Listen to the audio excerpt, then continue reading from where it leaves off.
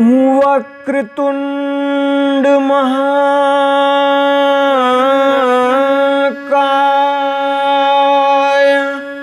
सूर्यकोटि समप्रभ निर्विघ्नं कुरु मे देव सर्वकार्येषु सर्वदा। या देवी सर्वभूतेषु बुद्धिरूपेण संस्थिता नमस्तस्यै नमस्तस्यै नमस्तस्यै नमो नमः। श्री गुरुचरण सरोज रज निज मन मुकुर सुधार वर्णो रघुबर विमल जसु जोदायक फल चारो बुद्धिहीन तनु जानिके सुमिरौ पवन कुमार बल बुद्धि विद्या देहु मोहि हरहु कलेश विकार। सीता राम चरित अति पावन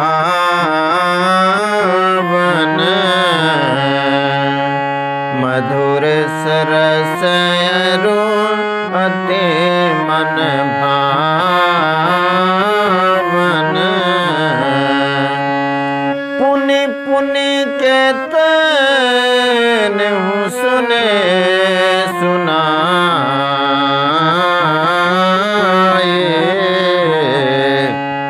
हिय की प्यास बुझत न बुझाए।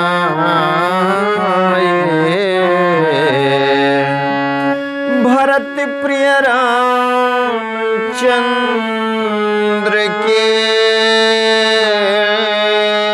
जय उमापति महादेव के जय पवन सुत हनुमान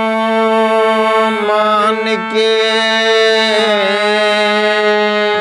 जय। परम आदरणीय श्रोतागण सादर नमन। आशा करता हूँ आप स्वस्थ एवं प्रसन्न मुद्रा में होंगे। आज आपके समक्ष प्रस्तुत है श्री रामचरितमानस, जिसका विषय है परम धर्म उपकार है। श्रुति के अनुसार पूर्व के प्रसंग में हमने देखा तारकासुर का वध हुआ है। तारकासुर का जन्म हुआ है और उसने इतना उत्पात मचाया है कि तीनों लोकों में त्राहि त्राहि मच गई है। देवतागण जाते हैं ब्रह्मा जी के पास उपाय पूछने, किस तरह से उस असुर का नाश हो सके और सबको त्राण मिल सके, सबका कल्याण हो सके। इस पर ब्रह्मा जी ने उन्हें बताया है कि विधान तो ऐसा है कि उसका वध शंकर जी के शुक्र से उत्पन्न पुत्र ही कर सकता है। और शंकर भगवान इस समय समाधिस्थ हैं, और जब तक वो समाधिस्थ हैं, यद्यपि पार्वती जी ने उन्हें प्राप्त करने का तप किया है, और हिमवान यदि मान जाएं, पार्वती जी का विवाह शंकर जी से हो जाए तो संभव है कि यह लेख कि उनका ही पुत्र तारकासुर का वध करेगा सिद्ध हो जाएगा, पुष्ट हो जाएगा। लेकिन इसके लिए एक दुस्साहस करना पड़ेगा। कौन सा दुस्साहस? देवताओं को रतिदेव को अर्थात कामदेव को शंकर जी की तपस्या समाधि को तोड़ने के लिए भेजना होगा। आइए चलते हैं प्रसंग की ओर। मोर कहा सुन करहूं पाए, होए ईश्वर करे सहाय। सती जो तजे दक्ष मख देहा, जन में जाई हिमाय चल गे। ब्रह्मा जी ने कहा, हे देवताओं, मेरी बात सुनकर उपाय करो, ईश्वर सहायता करेंगे और काम हो जाएगा। सती जी ने दक्ष के यज्ञ में देह का त्याग किया था। उन्होंने अब हिमाचल के घर जाकर जन्म लिया है। तेहि तप कीन शंभुपति लागे, शिव समाधि बैठे सब त्यागे। यद्यपि अस मंजस भारी, तदपि बात एक सुनाऊं हमारे। उन्होंने शिव जी को पति बनाने के लिए तप किया है। इधर शिव जी सब छोड़ छाड़कर समाधि लगा बैठे हैं।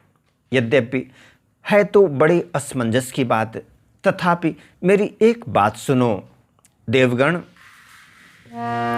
पठ बहु काम जाए शिव पाही, करे शोभ संकर मन माही। तब हम जाए शिवहि सिर नाई, करवाऊब विवाह बरियाई। हे देवगण, आप सब जाकर कामदेव को शिव जी के पास भेजिए। वह शिव जी के मन में क्षोभ उत्पन्न करे, उनकी समाधि भंग करे। तब हम जाकर शिव जी के चरणों में सिर रख देंगे और जबरदस्ती उन्हें राजी करके विवाह करा देंगे। एहि विधि भले ही देवहित होई, मत अति नेक कहे सब कोई। स्तुति सुरन कीने अति हेतु, प्रगट्यो विषम बान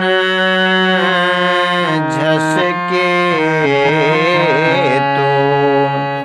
इस प्रकार से भले ही देवताओं का हित हो और तो कोई उपाय नहीं है। सब ने कहा यह सम्मति बहुत अच्छी है। फिर देवताओं ने बड़े प्रेम से स्तुति की। तब विषम 5 बाण धारण करने वाला और मछली के चिन्ह युक्त ध्वजा वाला कामदेव प्रकट हुआ। सुरन कही निज विपत्ति, तब सब सुनि मन कीन्ह विचार। सुरन कहे निज विपत्ति, सब सुनि मन कीन्ह विचार। शंभु विरोधन कुशल मोहि, बिहसि कहे असम देवताओं ने कामदेव से अपनी सारी विपत्ति कही। सुनकर कामदेव ने मन में विचार किया और हंसकर देवताओं से यूं कहा कि शिव जी के साथ विरोध करने में मेरी कुशल नहीं है। तदैपि करब मैं काय जो तुम्हारा, श्रुति कह परम धर्म उपकारा, परहित लागे तजय जो देहि, संतत शांत प्रसंसहिते।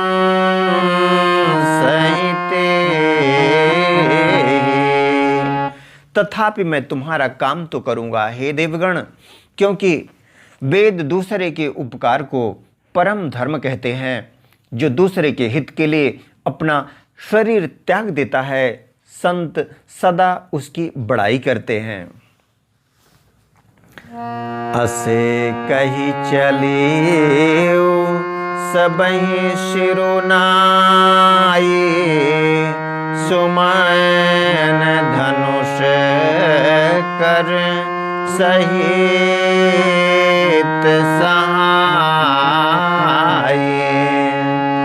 चलत मार अस हृदय विचारा, शिव विरोध ध्रुव मरण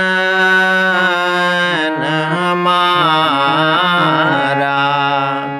यूं कहकर और सबको सिर नवाकर कामदेव अपने पुष्प के धनुष को हाथ में लेकर वसंतादि सहायकों के साथ चल पड़े। चलते समय कामदेव ने हृदय में ऐसा विचार किया कि शिव जी के साथ विरोध करने से मेरा मरण निश्चित है। तबे आपन प्रभाव विस्तारा, निज बस कीन सकल संसारा।